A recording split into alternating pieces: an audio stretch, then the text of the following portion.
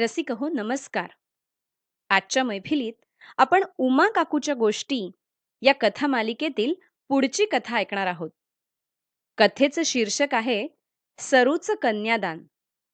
चला तर ऐकूया श्री स्वानंद जोशी लिखित कथा सरूचं कन्यादान. दिवाळी झोकात साजरी झाली. कार्तिकी एकादशीला देवळातल्या रामावर अभिषेक झाला. त्रिपुरीला तुळशीचं लग्न लागलं नि वार्षिक उत्सवाची सांगता झाली. दुसऱ्या दिवशी दुपारी बयोताईंनी वातींचं काम हाती घेतलं नि. मी जरा दळणाचं बघत होते तेवढ्यात मुसमुसल्याचा आवाज. गो उमे, रडतं कोण भरल्या घरात? हळू बोला बयोताई, सिंधुबाई चिडल्या आहेत. सरू जायची ना आता लग्न करून, त्याचं वाईट वाटतंय.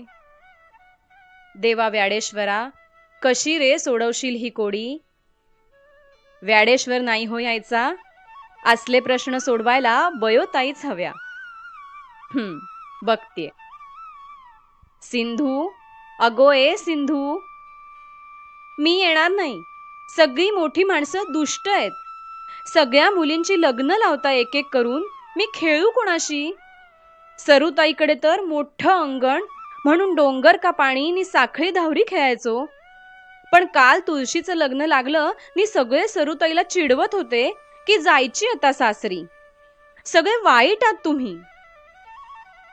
मांडवाचे दारी जास्वंद लुसलुसे, करवली मुसमुसे सिंधूबाई. ये गोती माझी सोनपाकळी. एवढ्या तेवढ्या कारणाने का कोणी रडतं? सरूताईचं लग्न होणार म्हणून तू उलट मिरवायला हवंस. लाडकी करवली ना. आणि अगो, मुलींनीच जायचं असतं हो दुसऱ्याच्या घरी लग्न करून. रीतच आहे तशी. मुलग्यांना नाही ते जमायचं. खरंच? हो मग. आणि हो, सदाशिव परवाच म्हणत होता, सिंधूला नवं परकर पोलक शिवा, मोत्याची माळ घ्या, करवली शोभायला हवी. तसा तिकडूनही मानपान होईलच तुझा. काय सांगतेस काय बयो आजी? टाळ्या वाजवत नि उड्या मारत सिंधू खळावर खेळायला गेली. नेहमीप्रमाणे बयोताईंनी माझं काम हलकं केलं. सरू म्हणजे आमच्या गावातलीच, ना आळीतली ना भावकीतली.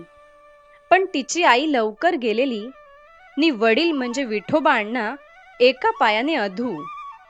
आमच्याकडे त्यांचा घरोबा. सरिता नाव असलं तरी सगळी सरूच म्हणायची. 7वी शिकलेली, शिवण टिपणाची आवड असलेली, केसांचा शेपटा असलेली नि लाघवी स्वभावाने सगळ्यांना आपलंसं करणारी सरू ज्या घरात जाईल त्या घराचं सोनं होईल याची आम्हाला खात्रीच. रामाच्या कृपेने चांगलं स्थळ मिळालं.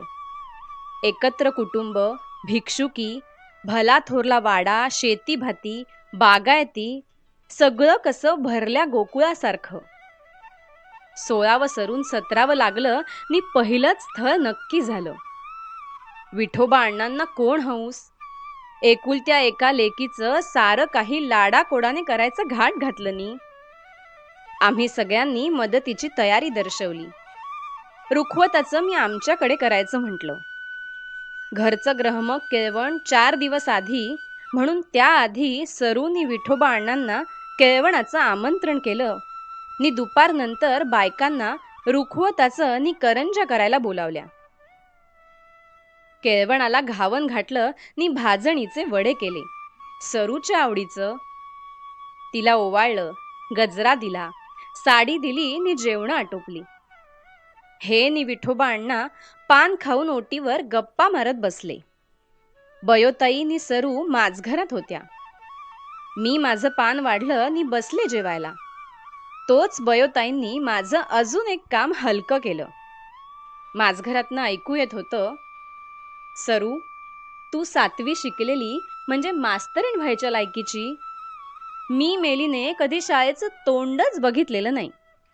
पण अनुभव हाच माझा गुरु. टक्के टोणपे खात नशिबाने पुढ्यात वाढलं ते गोड मानून इथपर्यंत आले. मी खरी माघारी आलेली विधवा, पण या उमा सदाशिवामुळे तरले. बायका येतीलच आता. त्याआधी म्हटलं बोलून घेते. अगो, आई विना पोर तू. विठोबा अण्णाने लाडात वाढवलेली. पण नशीब काढलंस हो. चांगलं स्थळ मिळालं. 27 माणसं आणि 36 दरवाजे असलेलं घर आहे. उमा सांगित होती हो मज. सख्खे चुलत एकत्र आहेत. तेव्हा त्या सगळ्यात तुला साखरेसारखं विरघळून जायचंय हे लक्षात ठेव. माझं माझं आणि भ्रमाचं ओझं अशी म्हणच आहे मुळी. त्यामुळे माझं नाही आपलं म्हणत जा. अगो, एकदा का आपलं म्हटलं ना की मोठालं दुःखही इवलूसं वाटतं नि इवलूसं सुखही भलं थोरलं वाटतं. तिथे स्वयंपाकघरात 4 जणी असतील एका वेळी. सगळं विचारून करत जा. येत असलं तरी सासवेला मान दे. अगो, जसा मान द्यावा तसा घ्यावा. समजले? विठोबा अण्णाची काळजी करू नकोस. तो काही एकटा पडायचा नाही. 50 माडनी पोफळी आहेत सोबतीस. नि आडल्या गरजेला आम्ही आहोत. पडली पडली पडली अक्षत, सरलं सरलं सरलं माहेर म्हणतात. आता ते तुझं घर होणार. इकडे जीव गुंतवू नकोस. आणि कधी जर संभ्रम झालाच नि काय करावे उमगले नाही तर उमेचे नाव घे. ती काय करेल याचा विचार कर. तुझं भलं होईल. माझे आशीर्वाद आहेत हो. जा बरी ती वळकटी आण. जरा आडवत पडल्याशिवाय करंज्यांना जोर नाही यायचा हो. बयोताईंनी मायेने सरूला पाठवणीची शिकवण दिली. सगळी झाकपाक झाली नि बायका करंज्यांना आल्या. मोठाल्या 2 करंजा, केळीचा फणा, स्वस्तिक, कमळ सारं काही केलेलं. इंदू काकू नि बयोताईंनी ओव्या म्हटलं नी. गणेश देवाला गुळाचे लिंपण, कार्य मी चिंतिले सिद्धी जाओ. आदिमूळ धाडा दूर दूरीची ये, आम्हा कुळीची ये योगेश्वरी. आदिमूळ धाडाची पळूण गावा, परशुराम देवा आमंत्रण. ओल्या हळदीचे वाळवण दारी, केळवण घरी सरुबाईचे. बापाजी ओ काका फारले की म्हणू नका, जसा चिमण्यांचा थापा उडूनी गेला. सगळ्यांचे डोळे पाणावले.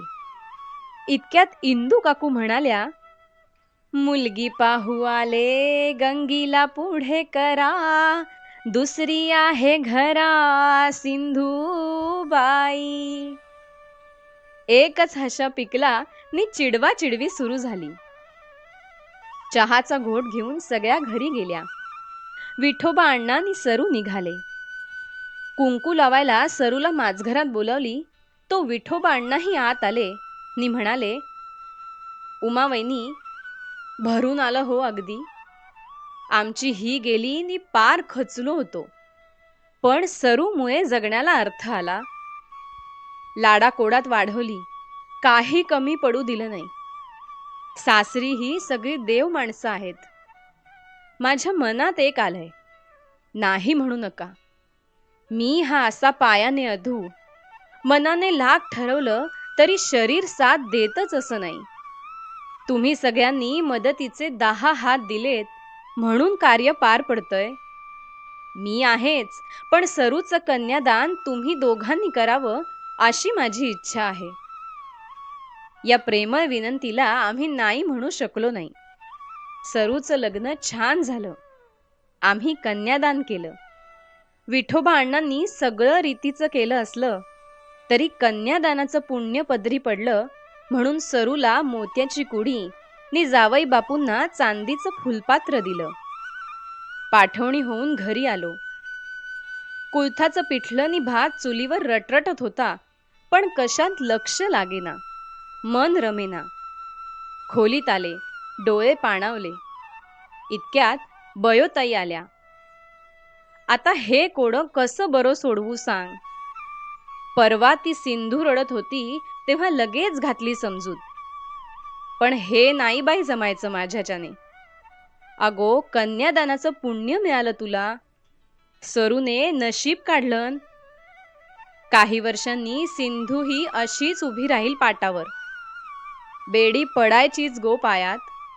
असं हळवं होऊन कसं चालेल. चल बरी पानं घेऊया. बयोताईंच्या कुशीत पोटभर रडून घेतलं नि हलकं वाटलं. आवराआवर करून पानं मांडली. जेवणं उरकून निजानीज झाली नि लग्नाच्या गप्पा गोष्टी करत आला दिवस सरला.